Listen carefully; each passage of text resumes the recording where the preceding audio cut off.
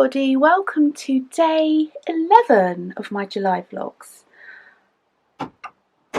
I'm having a bit of a slow morning this morning, can't seem to get going, but so anyway, I thought I'd show you how I store my knitwear because I've had a question about that. Hi Boo, Mabel's looking at herself in the mirror. So when I had these this wardrobe fitted a couple of years ago maybe, I decided to get one really skinny drawer to fit all my hand knit socks in. So here are my hand knit socks. I have some more in the wash, actually they're literally in the wash right now. So this is, I don't know how many pairs I've got, I guess I should count them. 1, 2, 3, 4, 5, 6, 7, 8, 9, 10, 11, 12, 13, 14, 15, 16, 17, 18, 19, 20, 21.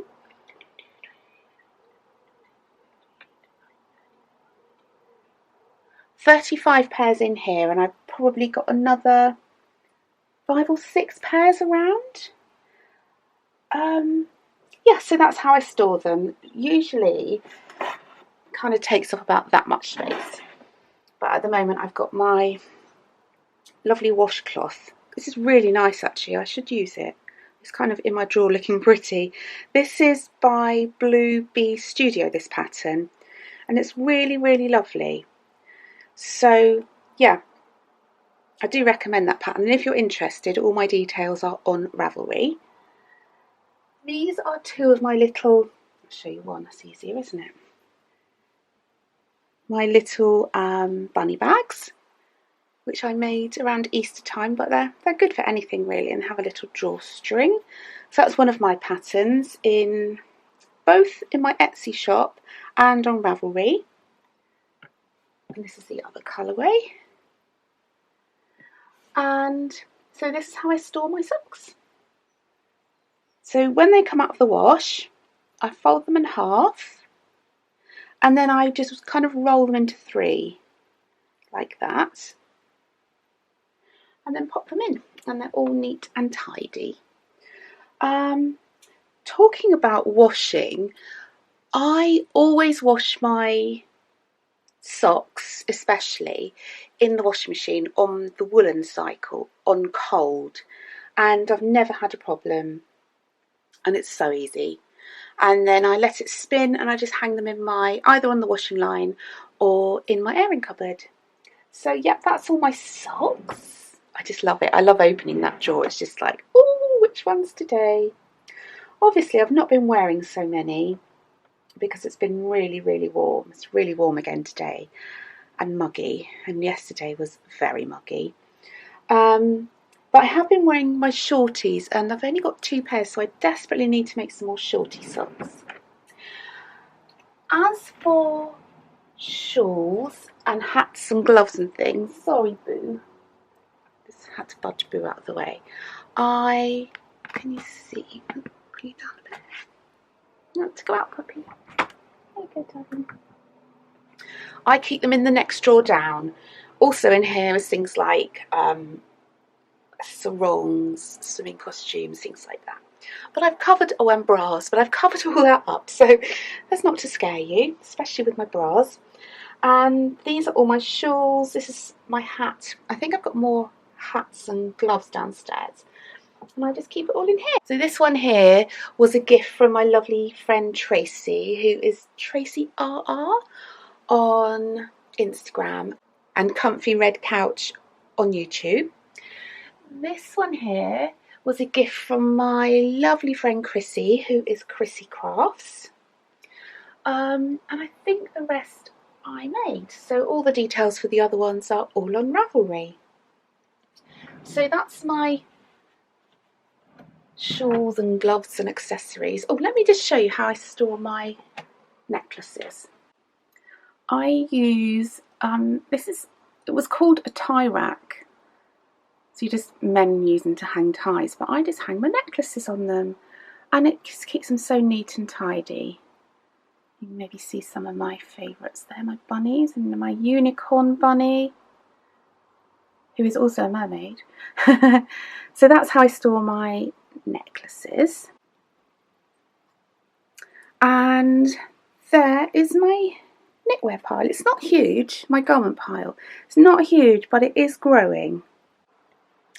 So, this is my florrie. This is my, my swag. I can't wait to wear it. This is my dandelion cardigan. My So Faded. My fairy lantern cardigan. And my breathing space. And I love them all. And all details are on Ravelry if you want to know anything about those. So that's it really. That's how I store my knitwear.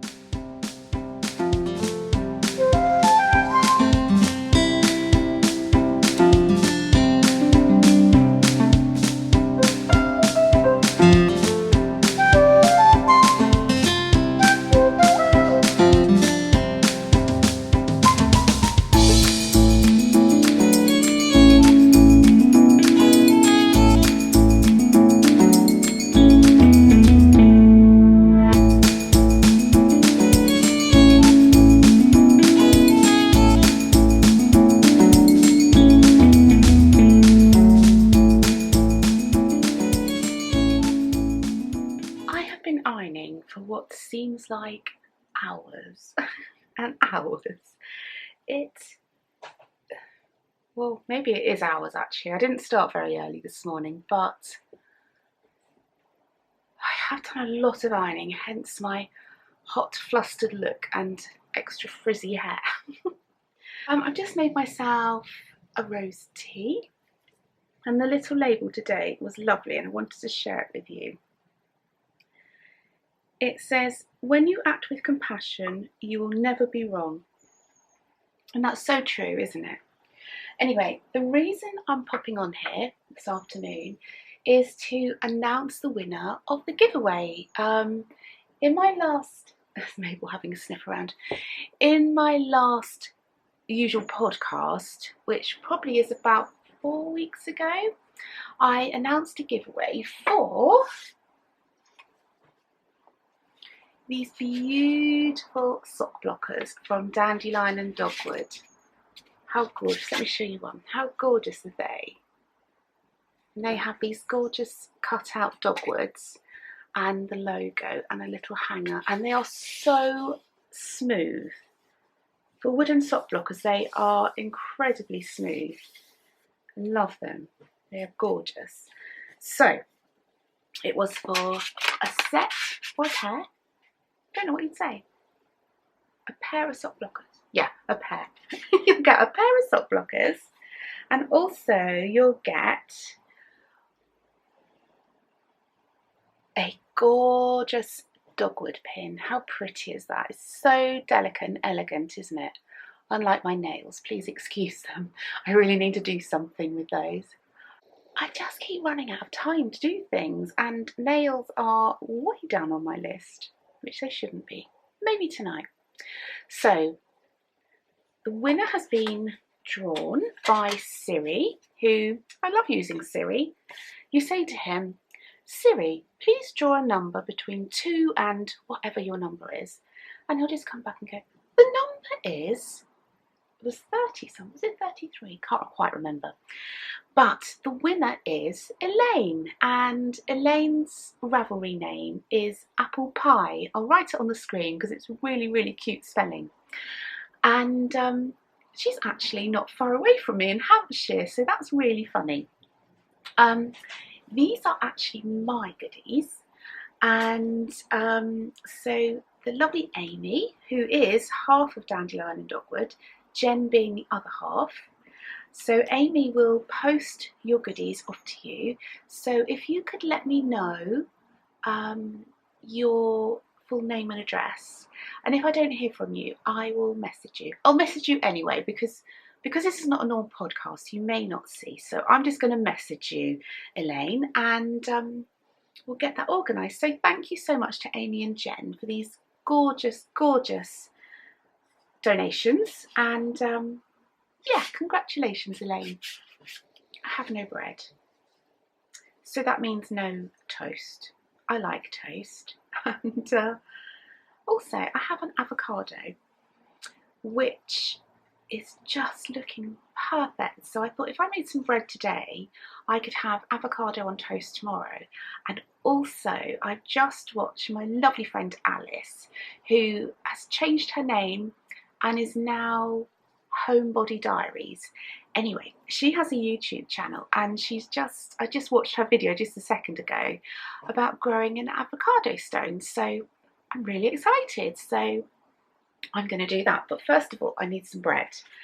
So I've been looking through my new gluten-free and vegan bread book, and I have decided to make soft millet sandwich bread. I haven't got all of the ingredients, but I think I can. That's what it looks like. I think I can substitute some of the things. So I think I'm going to go and do that now to have a break from ironing. And my list of things to do is so long that they're just not going to get done today.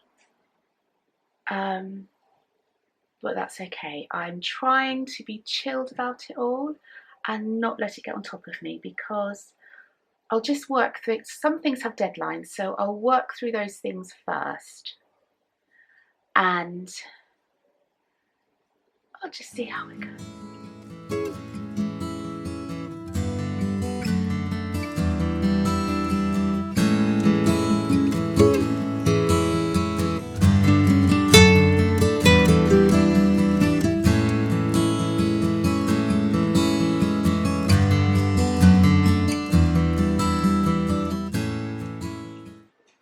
Just prepping tonight's tea, and we have roast tikka chicken from Jamie's 5 Ingredients. I love this book, it's so good. So basically it's just cauliflower and potatoes with some red wine vinegar, some olive oil, salt and pepper, and just like swoosh it around a bit, and then use a rack. This pan actually came with a roasting rack, so it's quite handy. It just lifts the chicken off the potatoes and lets all the lovely juices go into them.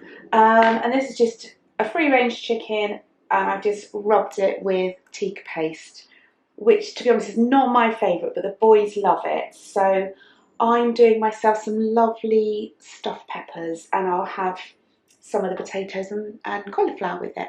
So yeah, that's just about to go in the oven, and my bread looks quite good. So yeah, it looks quite good, doesn't it? I'm hoping it's done. It does feel quite soft. I didn't give it quite as long as they said after the crustiness of my petty, was it buckwheat? Can't remember, might have been one. So I'm really hoping that's cooked enough. What does it sound like underneath? I don't think that's cooked. I think I'm going to pop that back in for another 20 minutes or so. Anyway, so that's that. And this evening I've got some secret stitching to do. So I'm going to say goodbye, and I'll see you tomorrow. Bye.